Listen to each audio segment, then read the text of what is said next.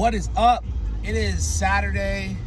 Me and Snook are headed to Cincinnati to help people at meet. It's north of the border, Laura Phelps's meet. Trigger Warning put up money for it. I'm putting up knee wraps.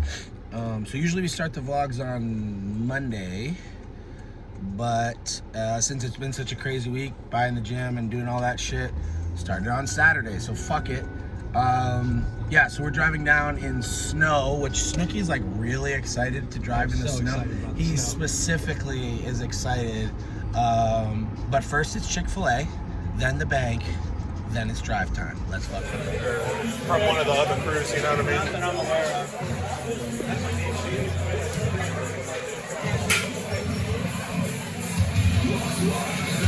Head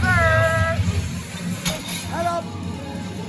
Head up, head up, head up, head up, head up, head up, head up! Yeah, motherfucker!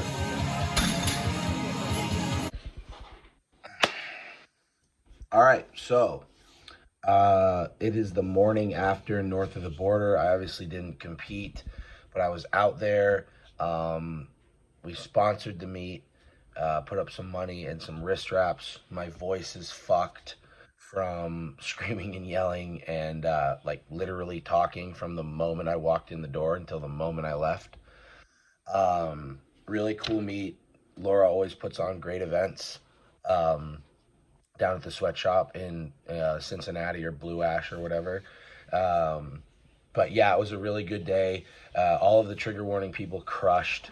The homies that I have, the dogs are going nuts.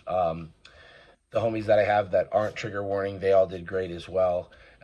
Not really what I wanted to talk about though. I think that going to meets when you're not competing is something that's super important if you have a chance to do it. Being present, being around when the sport is going on is something that, is a really cool thing to do because you develop relationships with these people over the years. So I'm sitting there talking to people and bumping into people that I've known for 5-6 years. These relationships that were created around this sport, and you've watched people grow up and get married and have kids and watch their careers, get better and injuries and come back from it and all that stuff. And I think that going to meets and just like helping and hanging out and just being there for extra set of eyes, whatever, really can elevate like where you are in the sport and what you can get from the sport. And what I mean by that is helping people and talking to these people that you have these like long-term relationships with that you've known for years. It really creates a situation where you have like this social structure inside of the hobby or the thing that you're passionate about that can go beyond lifting weights. I would say 50% of the discussions I had yesterday with people were about powerlifting, and the other 50% was about whatever other fucking thing that people are into or I'm into. And that sense of camaraderie that doesn't necessarily have to do with the specific sport of powerlifting. So I think that that's important. I wanted to share that with you guys. Like, for example, like, let's see, who was it? Like, I was talking to Chanel. She's from Canada. She's a girl who broke her arm like a couple years ago at WPO, and I've known Chanel for fucking years, and watched her go from like crazy like little punk rock chick to now she's like married and all this stuff. And it's really cool to like watch people go through the different phases of life like while you're doing it too. And it sounds kind of like woo woo, but it is a really sick thing that if unless you have a community like powerlifting or a sport or whatever that's like so community based, like you won't get this sort of feeling unless you're playing like a college sport or a high school sport or whatever. So taking the time to go to meets and go to events and continuing to like grow and nurture those relationships is really important, and it's something that I really enjoy and have a good time with because I'm a social person. But I think it's important either way. Also, it sets you up for if you're at a meet and you need a hand and you've been at meets helping people, the likelihood of someone being like, oh, fuck yeah, I got you, is far greater. So just wanted to share that with you guys. I'm getting ready to bench here in a little bit, see how the arm holds up for some actual speed bench, likely with a straight bar. So we'll see how that goes. But yeah, I just wanted to talk about that because I always have a good time at those meets. and like when you're just hanging out, and I think everyone should take the time to experience that. All right, well, more vlog stuff, not powerlifting stuff. Let me shut off this heater. It's making all sorts of noises. Not powerlifting stuff, just vlog stuff. Headed to Enso Tattoo to get my head filled in with color. I am excited to be done getting my head tattooed, but I am not excited to get my head tattooed again. I actually genuinely despise the process of getting tattooed, but I really like the way that it looks, so fuck it. So hopefully we can get this all done in one shot. Just got to finish filling in the anchor on the top of my skull, so I'll get some footage of that, and hopefully I won't be crying when I film it.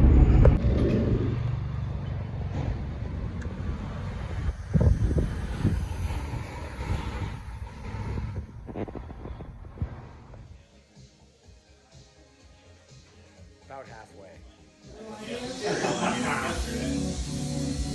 But you had it all mixed up. Yeah, I had it mixed up, but then I was like thinking, how are we gonna work with this?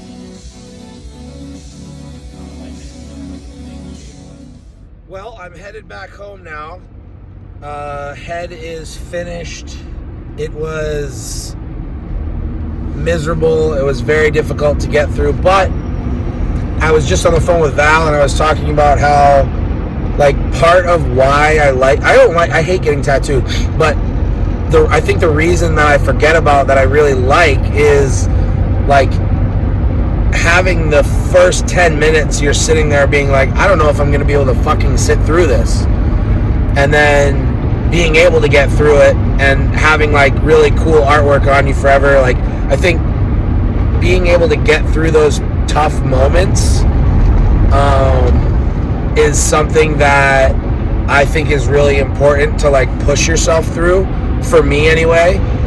And that's, like, part of the draw, is just, like, doing something that's difficult and painful and not fun in order to get something that you want. And I'm sure there's, like, metaphor for life or some shit in there, but, like, for me it's just, like, as simple as that. Like, I like being able to sit there and be like, fuck, I don't know if I'm gonna be able to get through this, and then getting through it because it feels good. So bam, it's shiny as fuck right now. By the time this comes out, it'll be a little more healed and it won't look like trash, but I'm super stoked on it. Came out awesome. Yo, so I had someone message me and ask me to kind of detail, like, in the vlog, how I set up my days as far as working and training, and, like, how I manage all of that. So basically, and I love that. So if you guys ever want to, like, know anything, like, whatever, just shoot me a message and I'd be happy to cover it in the vlog. So basically, when I wake up in the morning, like, shower, go outside, do my lunges, whatever. If it's Saturdays, I'll film the Mental Monday Extendeds, and any other content I'm going to film in, like, my little garage gym. I'll bang that out Saturday mornings. So on training days, so Monday, Wednesday, Friday, during the week, I wake up, and basically the mornings are dedicated to, from, like, anywhere from, like, 8:30 to 9 till basically whenever I eat, 12, 1, depending. I'm just on my computer doing emails, figuring out apparel orders, programming, whatever, all of that stuff, coaching videos, all that stuff, and as well as handling, like, the social media aspect sort of things, and, you know, filming the vlog and all that stuff, right?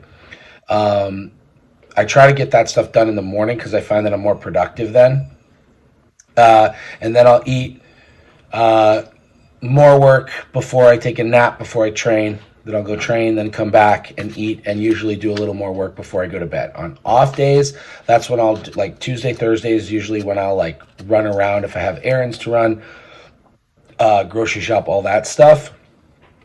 And those are the days where I will actually get, like, a shit ton of work done because I'll usually either work until about an hour before I want to eat, then go do like grocery shopping or whatever, or I'll start off in the morning and I'll go out and I'll get everything done that I need and then come back and then I can work all day uninterrupted. And then Saturdays, which is what today is, I will, obviously I filmed this morning, did my lunches, whatever.